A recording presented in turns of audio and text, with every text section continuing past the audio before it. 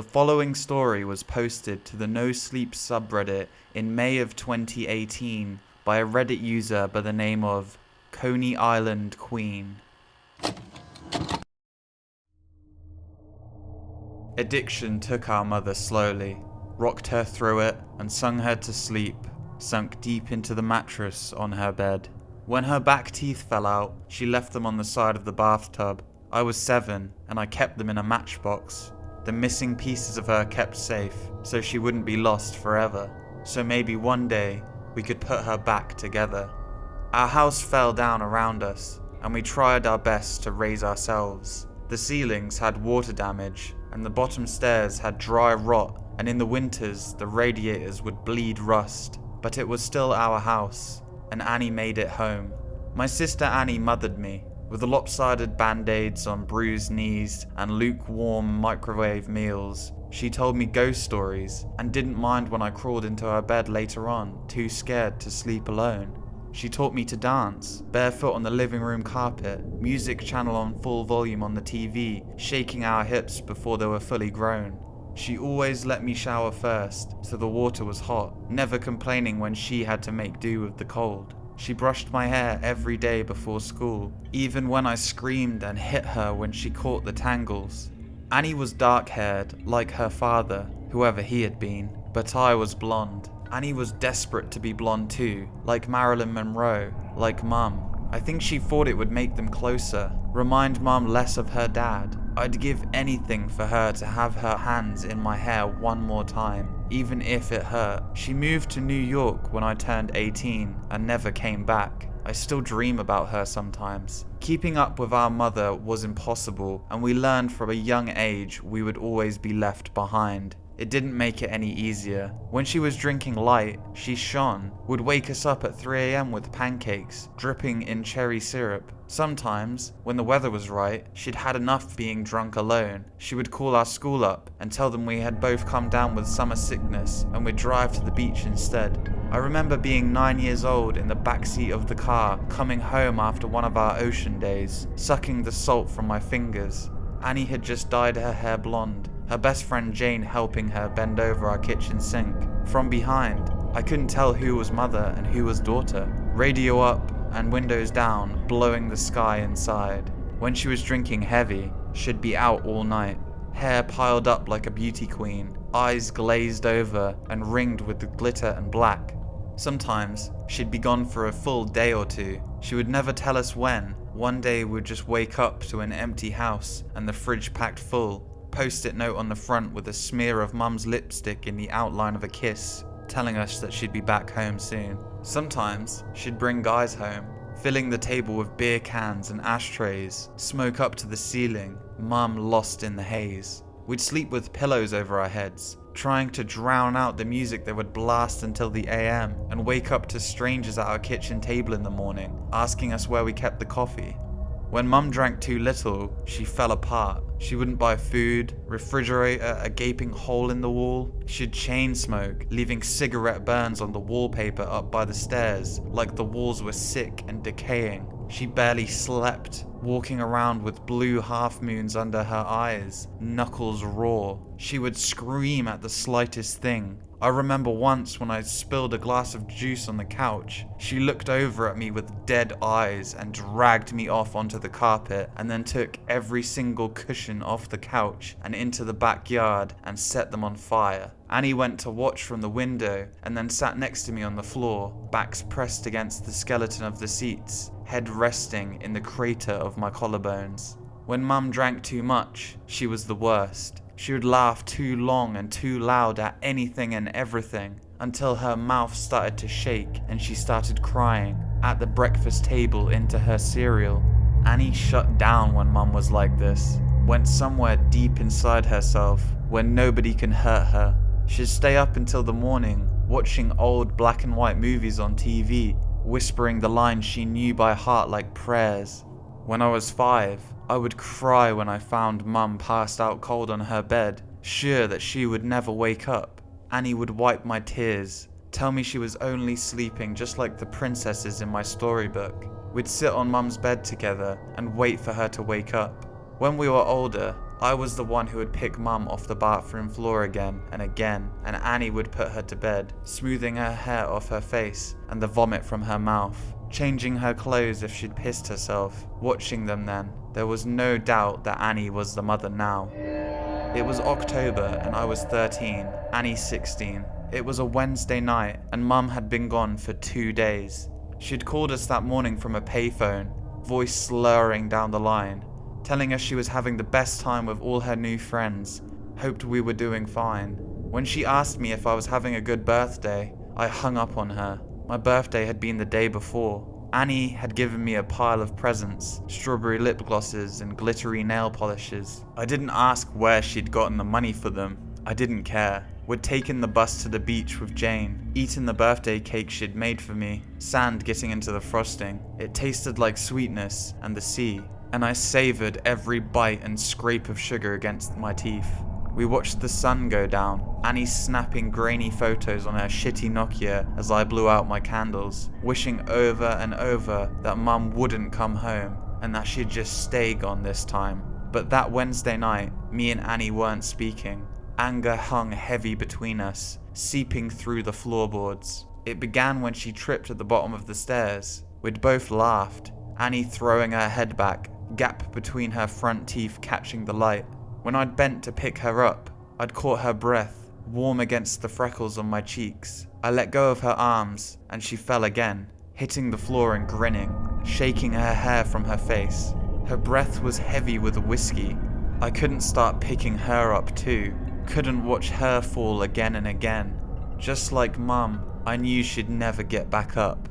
I'd stared down at her, blonde hair falling into her eyes, and all I could see was our mother. And then I was running, feet slamming the hallway like heartbeats turned loose. I'd run for the kitchen and tipped every bottle we had down the sink, shoving Annie back as she fought to stop me, catching liquor on her fingers as it fell. She grabbed my shoulders and made me drop the very last bottle. It smashed between us on the floor, glass shards shining like we'd dragged the stars out of the sky and broken them, pieces we could never put back. Outside through the open windows, the sky turned pale gold, clouds a mess of pink and cream smeared across the horizon. I cried then, watching Annie on her knees picking up the pieces. That was Annie, always trying to fix things, even when it was too late. The smell of food dragged me from my room, stomach turning traitor inside my ribcage. Annie was cooking pasta, real food, not made in a microwave. She'd set up the table, Tammy Wynette singing softly from the CD player, Annie gently swaying her hips as she stirred the tomato sauce, rich and warm. As we ate in silence, with every bite I forgave her. Mum never cooked dinner, or remembered my favourite was spaghetti ever since I was a kid, or stayed sober long enough to sit up at the table. Annie wasn't Mum. We were washing the dishes when we first heard it. A moth was crawling down the inside of the pane, and I cracked the window to let it out into the dark. From the backyard came a faint sound. I tilted my head to listen as it was coming from far off, crying. I figured it was Mika, the 2-year-old next door, having a tantrum loud enough for us to catch. Or maybe even Lucky Strike, the cat that junkies down the street, begging for food like he sometimes did. I always wanted to feed him when he came around, winding over my ankles. But Annie always stopped me, saying that once you stopped giving, they never stopped taking. Looking back, I don't think she was talking about the cat. Annie flipped the Christmas lights strung up around the porch, and we sat on the plastic beach chairs watching the skies. When we were little, we would sit outside and Annie would tell me the names of all the constellations and the stories of how they came to be hung up in our night sky. I had to grow up before I realized she made them all up as she went along. It was a game that we liked to play now, making up ridiculous stories for shapes that we could pick out. Ah yes, that one there is the Coors Light. It got there when God dropped it out of its convertible window and never picked it up, she said, nodding sagely and hiding her smile. Of course, I said, waving my hands and pointing up past the power lines. Right next to the ashtray, left there by the angels on a smoke break. Yeah, they say if you wish on it, all of your dreams will come true, said Annie, grinning. She stopped laughing, voice quieter, face tilted up to all those dead stars. "Let's wish, Emmy, let's wish." So we did. The sounds of crying interrupted us. It was closer this time, and definitely human. We turned to each other, confused. Annie shrugged and I squinted out into the black. It sounded like a baby, lost and tired and alone. "It must be Mika," I said, slowly getting to my feet. "Maybe he walked around the back. Shit. Do you want to call Connie and tell her we'll bring him over?" Annie didn't reply, and I sighed, rolling my eyes. Guess I'll do everything then. I stepped off of the porch, grass soft against my heels. The air smelled like it might rain, fresh and clean and growing, a promise unfulfilled. Annie's voice was strained. I turned to her, smiling. It died on my face when I saw the look on her own. Get inside now." She was staring out into the dark, past me, opening the door with one hand behind her, fingers fumbling on the catch. I froze, bare foot in the dirt. I found what she was looking at.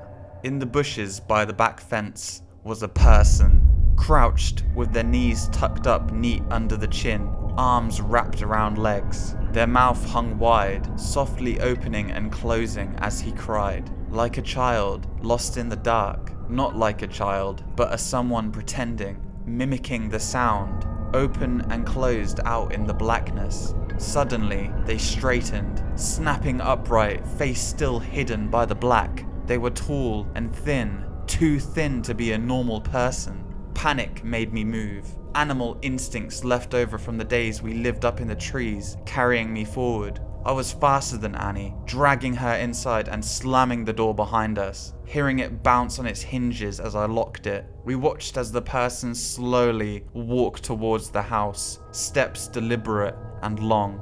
Annie reached for my hand, holding me tight and turning me to face her, holding my shoulders. "Don't turn around, Emmy. Don't turn around." Instinctively, I started to look over my shoulder, out into the darkness. Annie grabbed my face hard and shook her head. I knew then that she was serious. Her voice cracked, and she cleared her throat, gripping my hand tight enough to hurt, nails digging in, grounding herself. I looked down at our fingers interlocked, both of us grown from the same bones. "I'm gonna call the cops, and everything is going to be..." Her voice faltered, stuttering. Tears spilled over her lashes, dripping like the promise of rain.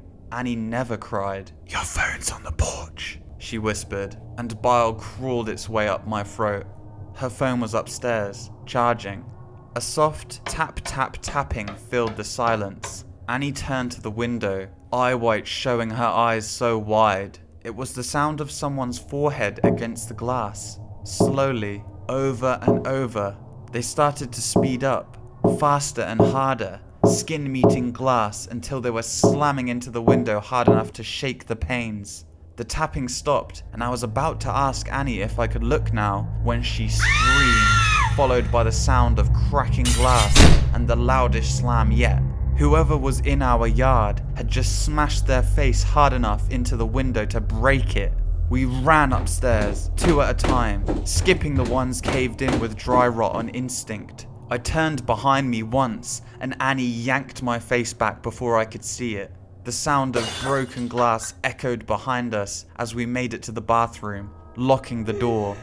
A thin, wailing cry, like a baby calling for its mother, filled the hallway, trapped between the walls and locked doors. Annie threw her back against the door, feet jammed up against the bathtub, clutching the knife she had grabbed from the kitchen. I did the same, shoulder to shoulder.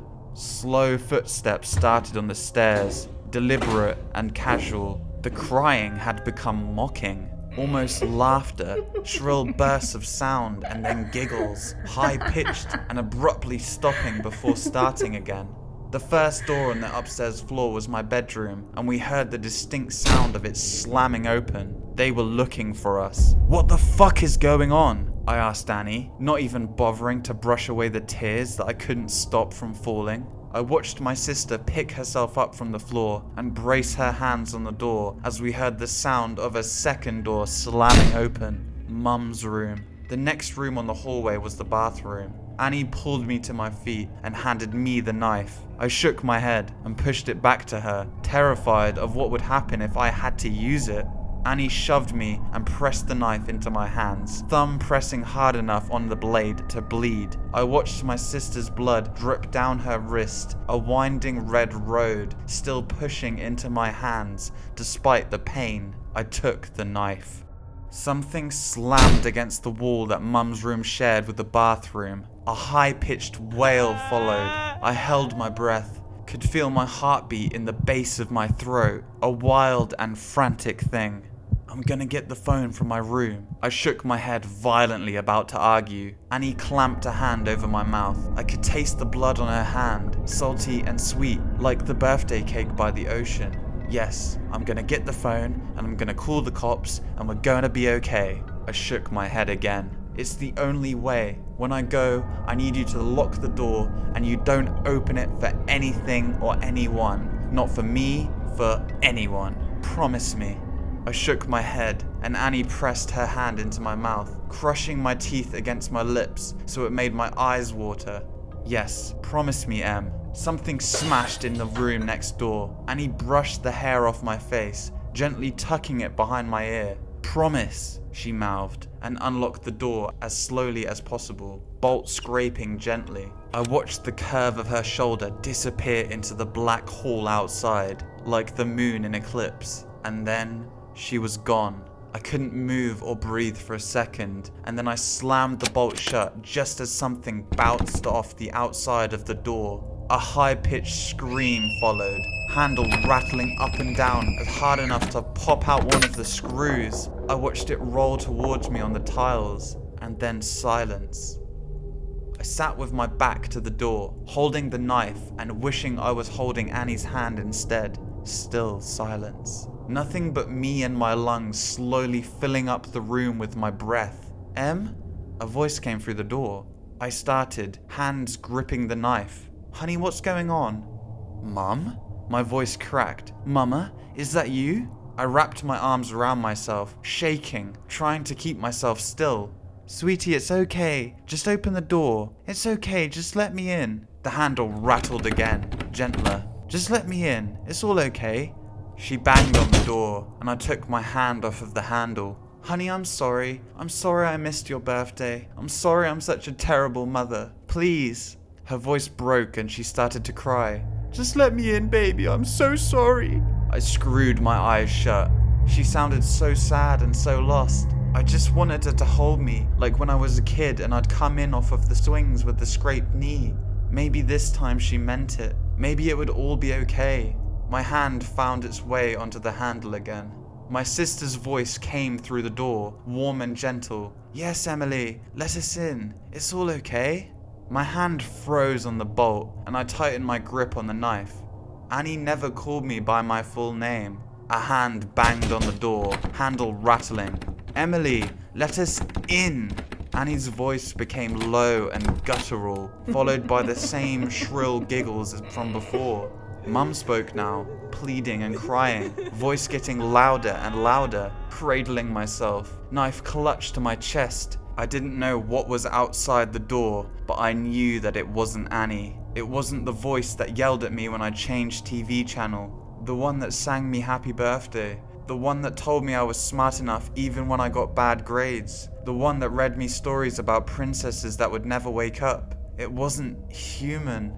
Bangs and yells came from downstairs, followed by the footsteps of people running. A low, guttural howl ripped through the house, filling the room until I felt like I was drowning in the sound, and then the door was kicked in. I screamed, covering my eyes, waiting to die. Arms found me and lifted me from the tub, carrying me from the room.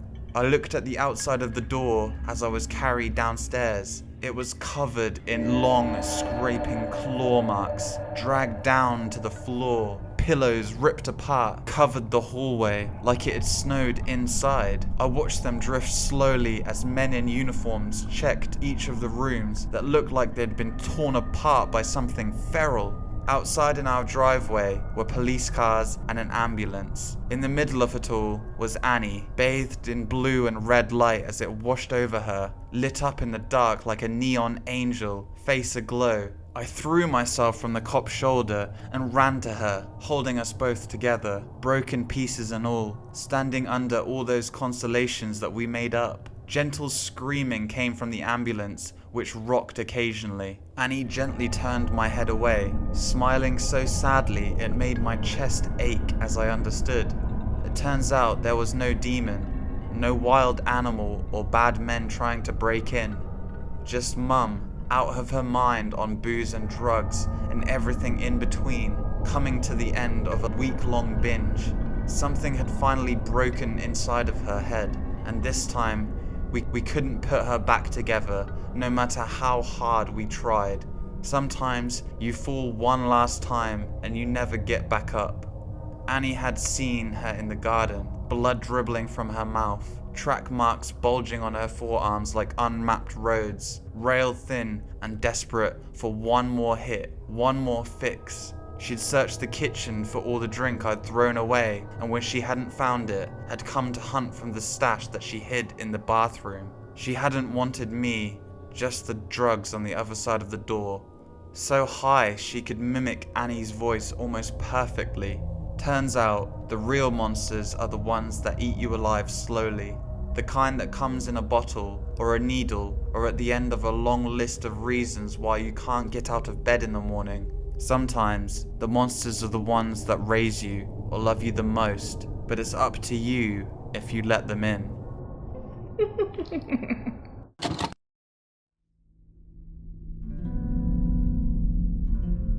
Well, that's it for today's video. Thank you so much for watching. I'll be uploading on this channel on Fridays, so be sure to subscribe and hit the bell to stay notified. And if you could leave a like on the video, that would really help me out with the algorithm. Thank you guys for watching, and I'll see you in the next one.